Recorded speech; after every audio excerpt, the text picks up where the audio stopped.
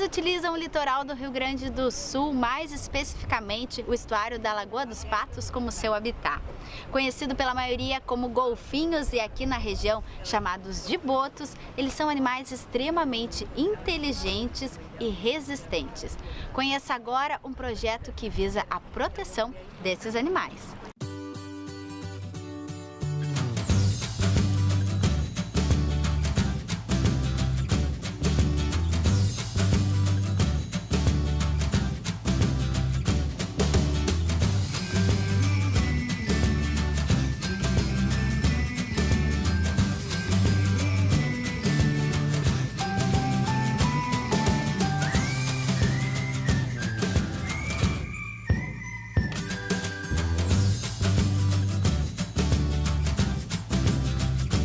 Estuário da Lagoa dos Patos, lugar em que a água doce e a salgada se encontram, proporcionando uma diversidade de ambientes. Lugar também de entrada e saída de embarcações do Porto do Rio Grande. Estamos no extremo sul do Rio Grande do Sul, cerca de 200 quilômetros do Uruguai, um local que serve de abrigo para diversas espécies, uma em especial. Por aqui são cerca de 90 exemplares.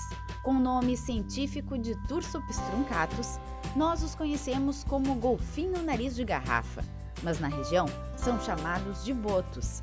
E encontrá-los aqui tem um importante significado. Ele representa uma espécie que está no nível mais alto da cadeia trófica aqui do estuário da Lagoa dos Patos, né?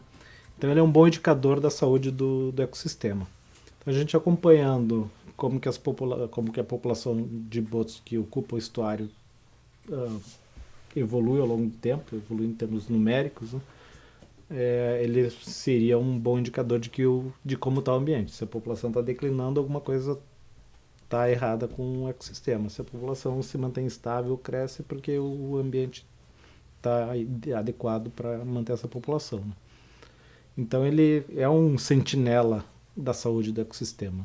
E aí a gente decidiu investir bastante energia aí nessa espécie. E como sentinelas, eles se deslocam pelo estuário e pela praia. A presença dos botos na região despertou a curiosidade dos pesquisadores na década de 70.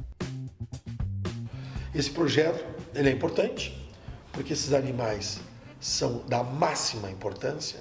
É um grupo de 100 animais que é onde nós ficamos permanentemente observando o comportamento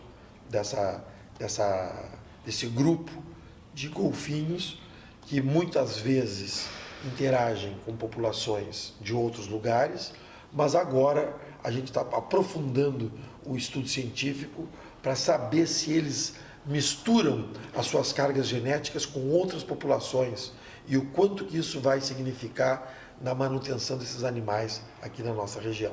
O projeto dos botos ele começou na década de 70 com pesquisadores da Universidade Federal do Rio Grande e do Museu Oceanográfico. Esses pesquisadores, nos seus primeiros esforços, eles começaram a identificar individualmente esses animais, mas sempre com um esforço de pesquisa muito pontual no tempo. Então, na década de 70 nós tivemos alguns anos onde teve coleta de dados, depois na década de 90 também, e a partir de 2005 essa coleta de dados ela está se dando de uma forma sistemática ao longo do tempo. Mas a presença deles na região do estuário se dá por diversas razões. Então nós temos grande abundância de alimento, proteção contra a predação e também a topografia, o fundo, a maneira como o estuário se dá, a sua conformidade em termos de diferenças de profundidade, faz com que seja mais fácil desses animais capturarem suas presas. Para quem observa de longe, esses animais parecem pequenos, mas eles podem chegar a 4 metros e chegar a pesar 600 quilos. Seu corpo robusto permite as acrobacias espetaculares. Chegam a possuir 44 pares de dentes. Os maiores são os machos e eles vivem em grupos. No nascimento podem chegar a mais de 1 metro e 30 quilos. Os filhotes são acompanhados e protegidos pelas mães nos primeiros anos de vida. E é na fase posterior a isso que eles sofrem a sua maior ameaça.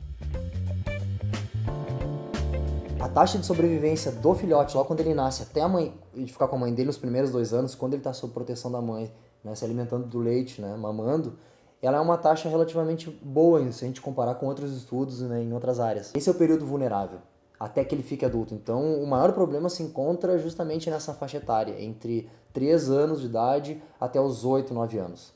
São os animais que mais morrem, tanto por mortalidade natural quanto por rede de pesca. Entender esse comportamento e minimizar essa mortalidade. Esses são alguns dos aspectos trabalhados dentro do projeto. Para desenvolver essas análises, os pesquisadores precisam sair a campo, o que significa horas de navegação na busca por esses animais. Partindo de 2005, o projeto começou a ganhar força. Integrado ao Laboratório de Conservação da Megafauna Marinha da Universidade Federal do Rio Grande, o grande laboratório desses pesquisadores é o estuário da Lagoa dos Patos. E um dos grandes desafios é fazer um monitoramento desses animais. Os dias de campo iniciam cedo.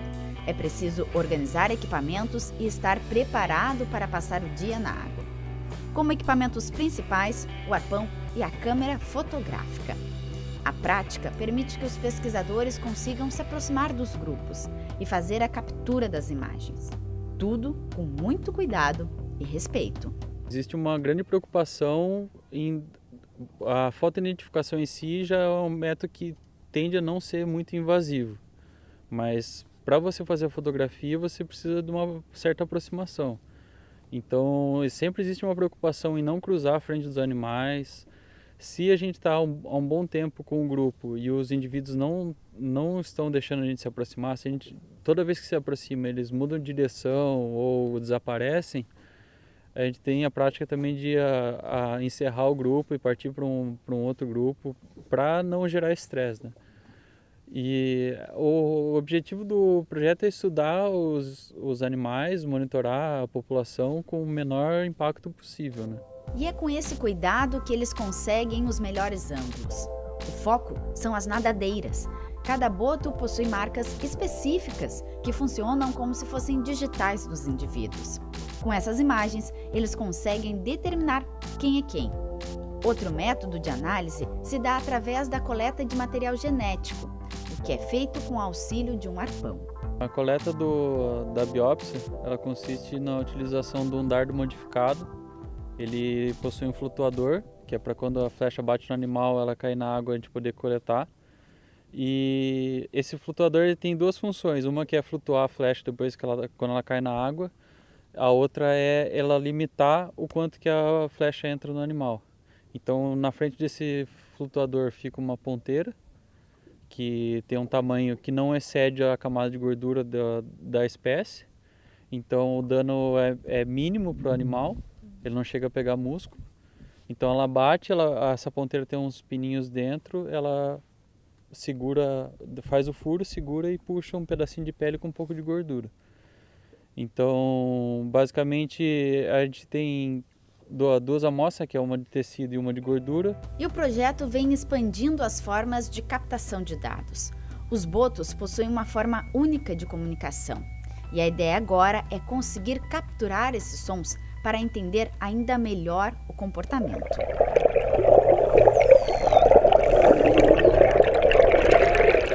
Os golfinhos, eles emitem dois tipos de sons principais, que são os cliques, que são chamados cliques de ecolocalização. Eles utilizam esses cliques para ver, é uma forma deles enxergarem o ambiente, né, embaixo da água. E a outra forma de comunicação principal deles são os assobios.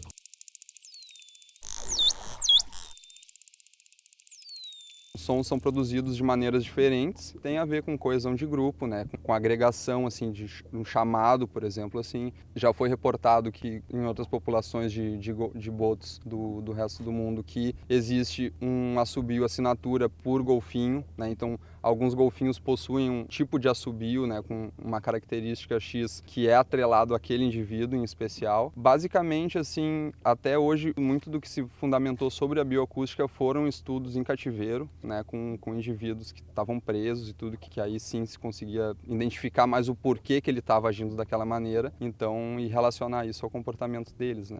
Grande parte da importância da observação bioacústica nessa região específica se dá principalmente para entender como os animais se comportam diante da movimentação de embarcações que se dá no local. O estudo do som e o estudo da bioacústica no estuário da Lagoa dos Patos, que é um ambiente com intenso tráfego de embarcações, tanto de comércio como recreativas, torna esse ambiente um laboratório para se estudar a interação antrópica, a interação nossa, dos seres humanos, com esses animais selvagens que habitam o ambiente, que utilizam o som para suas principais atividades primordiais para a vida, que são alimentação, comunicação e localização no ambiente. Outro equipamento que agora está sendo agregado às pesquisas é o drone. Sempre que as condições estão favoráveis, o equipamento é utilizado e proporciona uma perspectiva de observação completamente diferenciada. Através dos drones, nós estamos melhorando a estimativa do tamanho populacional, buscando, testando para ver se é possível que a gente possa investir pesado nessa tecnologia, né? Ao mesmo tempo, tentar detectar os animais, ou seja, ver se realmente, será que a gente consegue utilizar um drone e ele consegue substituir ou complementar o que a gente observa em campo, de uma forma que a gente poderia, por exemplo, enviar um drone muitas vezes para fazer uma coleta de dados e que esse drone retornasse para nós, que a gente pudesse usar esses dados para fazer detecção, estimativa de abundância ou coisa do gênero, mas tudo em fase de testes, né? A gente sabe que tem muitas limitações. Então hoje, a maneira como a gente encara o uso dos drones é de uma forma complementar. É uma tecnologia que complementa a observação dos humanos, né? Dos pesquisadores, mas que em um futuro próximo a gente acredita sim que possa ser utilizado de uma forma, às vezes até mesmo a substituir a coleta de dados feita por pesquisadores. Mas mesmo ainda em fase de testes, o drone já tem proporcionado imagens incríveis, como esse flagrante da interação de uma mãe com o seu filhote.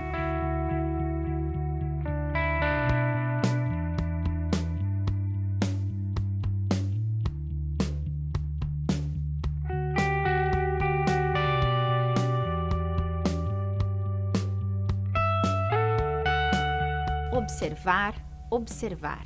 Talvez a palavra-chave do projeto seja paciência. E é com essa paciência que eles conseguem, a cada dia, entender um pouco mais sobre o comportamento desses animais. Conseguiram entender, por exemplo, que aqui estão divididos em 3 grupos. Um se desloca mais para a região norte, outros ficam mais dentro do estuário, enquanto outro grupo prefere a região sul, indo em direção ao Uruguai. E é também do país vizinho que, por vezes, aparecem alguns indivíduos. E tudo que é coletado em campo é analisado em laboratório. E é aqui no Museu Oceanográfico da Universidade Federal do Rio Grande que as pesquisas tomam forma.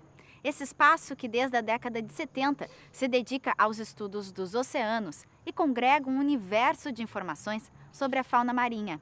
É aqui a sede do projeto Botos da Lagoa dos Patos. Com os materiais na mão, é hora de analisar os resultados. Foto a foto, os pesquisadores fazem as comparações com os animais que já estão catalogados.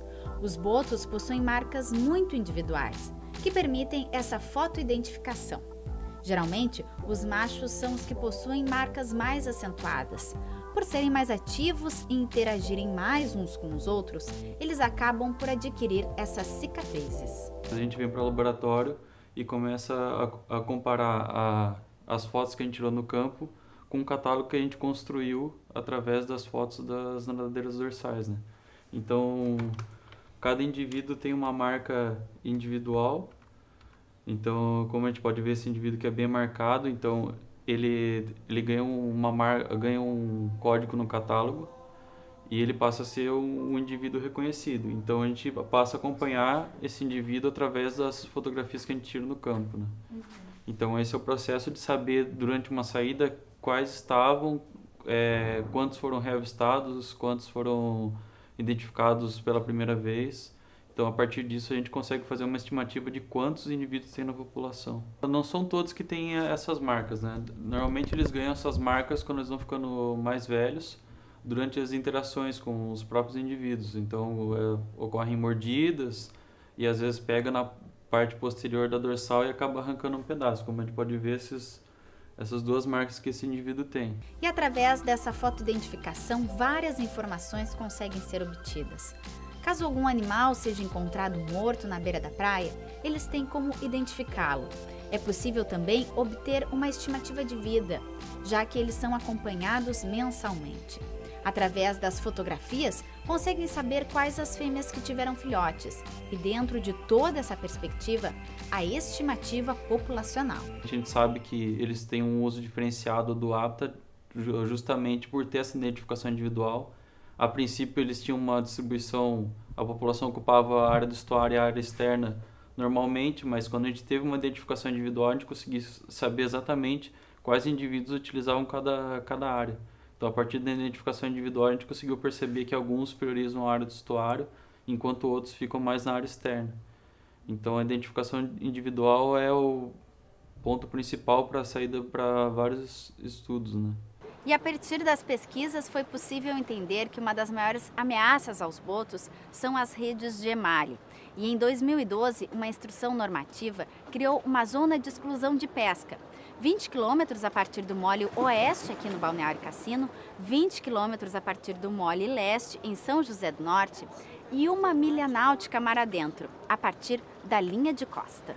Mas se vários resultados positivos já foram colhidos a partir da efetivação do projeto, eles ainda querem mais. Em relação a essa nova linha de pesquisa que a gente está abrindo, o futuro eu acho bem amplo, assim, tem muitas coisas para serem feitas, sabe? É uma área que aqui na universidade, na FURG, a gente ainda não lida tanto com isso, então não tem tantos estudos que respondam as perguntas que a gente quer responder. Então tem muitas coisas para serem feitas, tanto em relação ao tráfego de embarcações, como as próprias características acústicas das populações, né? A gente sabe que esse é um local que transitam animais de diferentes localidades, né? Então eu vejo um futuro bem oportuno, assim, para esse trabalho de bioacústica, assim. Acredito que tem bastante coisas ainda para ser feitas.